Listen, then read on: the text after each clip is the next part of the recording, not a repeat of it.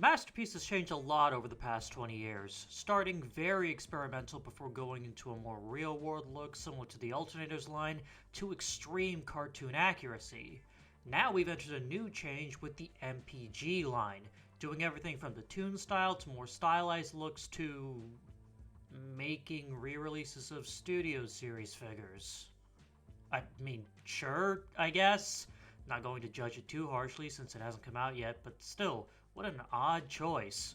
But those initial years of the line are seldom discussed nowadays, which I suppose isn't surprising. We've come a long way from those 5 molds that make up the initial 10 releases, but I think it's a real shame that they aren't talked about more. The original 5 Masterpiece figures are fascinating to me. With the line not having a clear idea for what it was trying to do, they all try different things that make them stand out from other versions of these characters, for better or for worse. And I want people to know more about them. Back in 2024, I looked at the first ever Masterpiece Transformer in MP1 Optimus Prime. So throughout this year, I'm going to continue that by reviewing the other 4 Masterpiece figures that came out in the 2000s. Ground rules going into this, I'm only going to be looking at the main versions of each mold, as looking at recolors like Ultra Magnus, Skywarp, or Thundercracker would just be redundant. And as it would cost way too much to do, I won't be comparing them to their later versions like I did with MP1. With that being said, coming after MP1 and the MP2 recolor of Ultra Magnus, we've got the subject of today's video, MP3 Starscream. We've gotten 2 other Masterpiece Starscreams over the past decade, both of which have been heavily criticized for various reasons, not to mention the various third-party figures that have come out as well. But how has MP3 aged in that time? Well, let's get into it and find out. So in 2006, after the release of MP1, most people would probably expect that a Masterpiece Starscream would be based off the original G1 toy. After all, MP1 was clearly made to be an upgraded version of the original Convoy, so doing that with everyone's favorite traitorous Seeker makes sense. So imagine the surprise those people had when Starscream was fully revealed and seemed to barely resemble the original toy at all. A green color scheme? The tail fins are now hip wings? What's going on here? Well, it all goes back to the designer of the toy. Initially, MP3 was designed by Hironori Kobayashi. You remember him, he's the lead designer of the Missing Link line. Really need to get back to those, but I digress. Kobayashi's take is far closer to what would be expected for a Masterpiece Starscream, essentially being a massively upgraded version of the original toy. But this design would end up being heavily altered by who would end up being the main designer for MP3, Shoji Kawamori. For those unaware, Kawamori is a renowned Japanese mecha designer. Of his work on Transformers would include the original G1 versions of Optimus, Ultra Magnus, Skids, Inferno, Mirage, Grimlock, Sludge, and of course Jetfire, who is the most notable due to coming from the series Kawamori created, wrote for, and still works on to this day, Macross. He's also worked on Space Battleship Yamato, Pat Labor, the movie, both 1 and 2, Mobile Suit Gundam Stardust Memory, Eureka 7, Ghost in the Shell, Cowboy Bebop, various Armored Core games, and Devil May Cry 5, just to name a few. Kawamori wanted to avoid creating just a new version of an old toy, instead trying to create as accurate of a jet mode as possible and stylizing the robot mode appropriately. Allegedly, even with all the changes made, he still wasn't satisfied with the robot mode parts that were visible at the bottom of the jet, but understood that any more changes could result in Starscream no longer looking like himself in robot mode. This obviously has its positives and its negatives, so let's get right to it with the jet mode, and holy fucking shit, this might be the best jet mode a Transformer has ever had. Obviously, this is a really bold claim to make, but from what Seekers I've had and seen over the years, at least as far as the looks are concerned, this is easily the best. But first, let's get to the elephant in the room. Why is Starscream green? Unlike most versions, MP3 isn't based on the F-15 Eagle, but rather the F-15E Strike Eagle.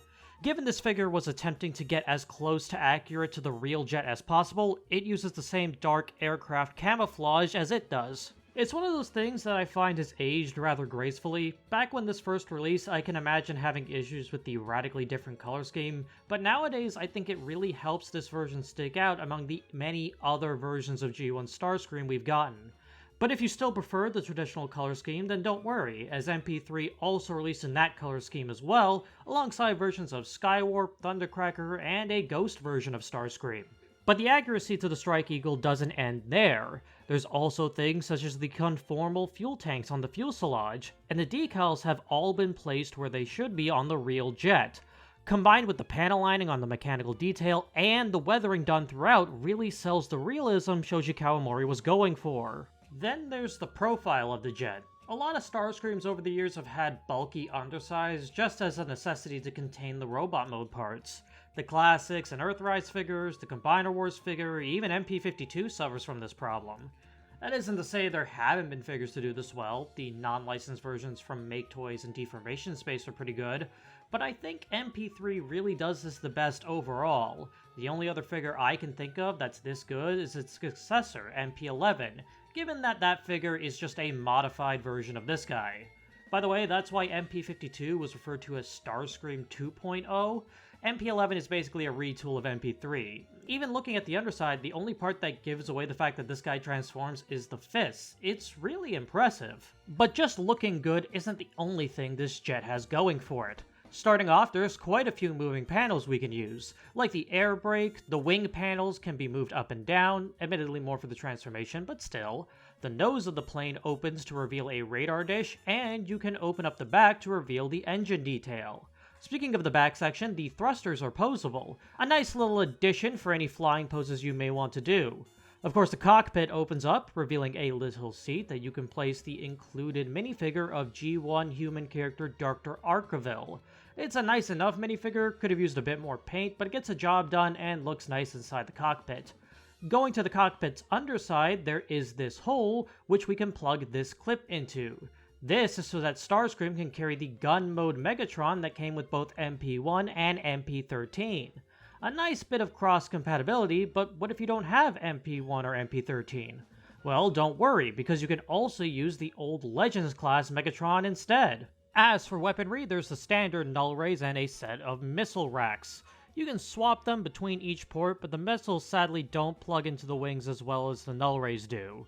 Also, going a bit ahead, there isn't really a dedicated spot for the missiles to plug into in robot mode, but that's why there's a spot to put them on the included base. Something like this is pretty much required for a figure of its cost, both at the time and now, and once you get Starscream in the air, yeah, he really does look fantastic. Now you might find the base to be a bit plain, but that's because you get a sticker sheet to customize the base to your liking. There's also a bunch of stickers you can place on Starscream himself. From different con symbols, to Waspinator, to squadron numbering, there's a lot of options here to make your own copy of MP3 the way you want it to look. So we've got a lot of different features here, and all of them work extremely well. So what are the problems we have? Well, not much, to be honest. As far as the jet mode is concerned, the only points of criticism I have are regarding the landing wheels. The front one is pretty loose, and the back ones just don't look that great given how they fold out. I also can't talk about these without also pointing out the paint chipping on what is the robot mode's feet. Now, my copy of MP3 is a used one and came like this, so it's entirely possible the paint doesn't chip as badly as this, and that this was from some major fall. Still, it's something to keep in mind. But those are the only points of criticism I have, and they're so minor they barely even dent the overall quality here. Height-wise, interestingly, MP3 is actually 160 scale, not unlike Kawamori's Macross Valkyries. It'll be as out of scale as you'd expect from Transformers at this point, but that isn't really a negative here.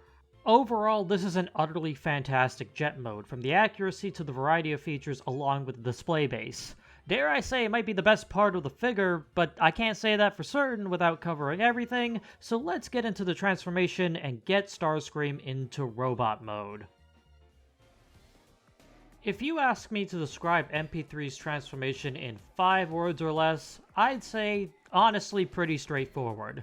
It's so funny how simple this transformation is compared to the much more complicated stuff we get now, although MPG-17 does seem to be far more straightforward than the last Optimus, but that's a story for another time. Starting things off, let's take all of the weapons off and then put the landing gear away. Be careful when going back into jet mode, by the way. The landing gear can be quite hard to get back out. Now let's pull this down, flip this up, bring this section up, and then flip that part back around. Flip these parts of the wings down, untab the wings both here, and then flip this part up. Bring the wings up, but don't tab them in just yet. I find it easier to untab this part and hinge it upwards first with the wings set like this, then you can tab the wings into place.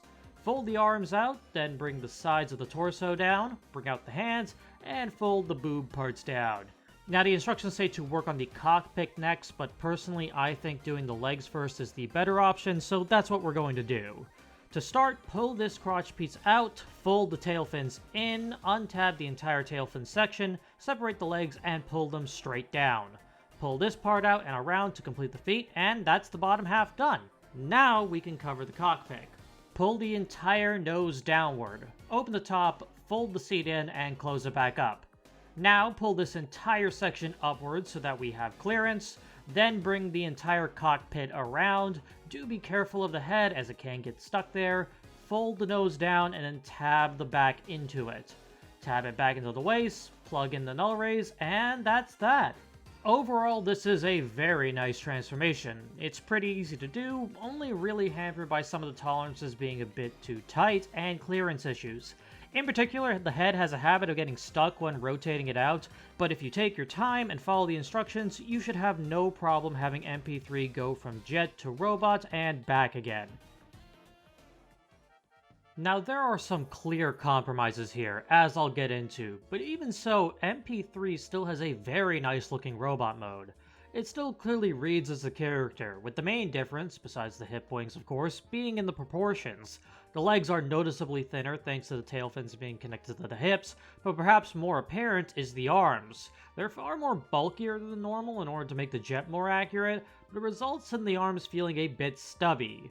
But this isn't as big of an issue as it might sound. Similar to the DC Multiverse Batman I looked at last year, once you get Starscream into poses, the bulk of the arms sort of hide themselves away, making any proportional issues sort of a moot point. We also get a bunch of new mechanical detail alongside what can still be visible from the jet mode. Then there's the head, which looks pretty good but does rock that typical neutral expression I know some have become very tired of seeing on figures. Thankfully though, this guy does have an alternative. Push the head all the way up, pull the face down, and you can rotate it around to give Screamer his typical shit-eating grin. Not only is it great to have this option, I'm really impressed by them making this a built-in feature that looks so seamless. Outside of that, there isn't really much in terms of gimmicks here. You do get some chest rockets that can be flipped out, but that's about it for the built-in stuff. Like in jet mode, he can hold Megatron's gun form, but like MP1, there's no actual tab, so you're relying on friction to keep it in place. Outside of that, you can switch the null rays out with the missiles if you feel like doing something different, and by setting it up like so, you can still use the display base to get him in some aerial poses, and let me tell you, you're going to need it because the articulation here is definitely the part of the figure that's really feeling its age. Now, if you've ever watched Jobby DeHong, you might be familiar with his review of MP11, more specifically how that figure had a waist swivel that didn't really work when everything was tabbed in. I bring this up because since that figure is a slight retool of MP3 here, they share similar articulation in their upper bodies, but surprisingly, MP3's waist swivel actually works just fine. I'm not sure why it works here and not on MP11, but I'm glad it works regardless. No, the big problem with MP3's articulation comes in two spots, the legs and the chest. Starting with the latter, the rocket pods don't tab into the sides, meaning anytime you try to move the arms, this section moves along with it. Thankfully, it is stopped by the top section, so it's not the worst thing, but for a masterpiece figure, regardless of how early of a release it is, this feels really unrefined and sloppy. Still, this isn't as much of an issue as the legs because, oh boy! So the reason the tail fins are connected to the hips instead of the legs was to give the feeling of a samurai wearing a pair of swords at their waist. It's also possibly a reference to Armada Starscream, as that was a recent thing at the time, but I'm not entirely sure about that. As a design choice, I don't hate it, but there's two things that I think make this not worth it. One, if your intent was to have them represent samurai swords, why not make them swords? Having them be removable and held in the hand, or have swords inside them that you can take out and use, would have been a really nice play feature, rather than just having them sit there. They are adjustable thanks to their ball joint connection, but then there's the second problem. Because of the tail fins being in the way, there's no outward movement on the hips. Even if you remove them, you don't really get much of anything, which sucks because the rest of the lower articulation is pretty good. The ankle pivot may not be the best, but you get a perfectly done thigh swivel and double jointed knees. The poses you can get with MP3 are okay, but nowhere near as dynamic as I think most would like. The stand really helps when it comes to getting something more dynamic, but otherwise it's nothing special. So we can clearly see that the decision to focus on alt mode accuracy led to some clear issues with the robot mode. From minor proportional issues to frankly gimped articulation, the robot mode is clearly the weakest part of MP3. However, that doesn't mean it's bad. It may have its flaws, but I think MP3's robot mode is still pretty good. There's just enough here in terms of posing, gimmicks, and looks that I think makes up for its shortcomings. At 21 centimeters to the top of his head, MP3 is clearly out of scale with MP1, which isn't actually that big of a deal to me since they're both clearly not trying to be in scale with each other to begin with. However, when compared to the modern Masterpiece scale with MP10 and 13, he actually fits in just fine. He also naturally will fit in with 160 scale figures as a result of the jet mode, so you've actually got quite a few options when it comes to who you want to display him alongside with. So, how has MP3 aged since its original release? I'd say decently. There's some clear limitations and awkward points in the robot mode that clearly put it a step behind future Starscreams, MP or otherwise. However, the jet mode is fantastic and the transformation is a smart, simple, and enjoyable process. If you're someone looking for a very cartoon-accurate G1 Starscream, MP3 isn't for you. But if you're just looking for a good Starscream but aren't as focused on being as accurate as possible, or are just looking for something similar but different to all the Seekers releasing nowadays, I'd say give this guy a shot. He has his flaws, but even so, he's still a really good figure. But with all that being said, we're at the end of the video. Thanks for watching. I'll see you all in the next one. Later.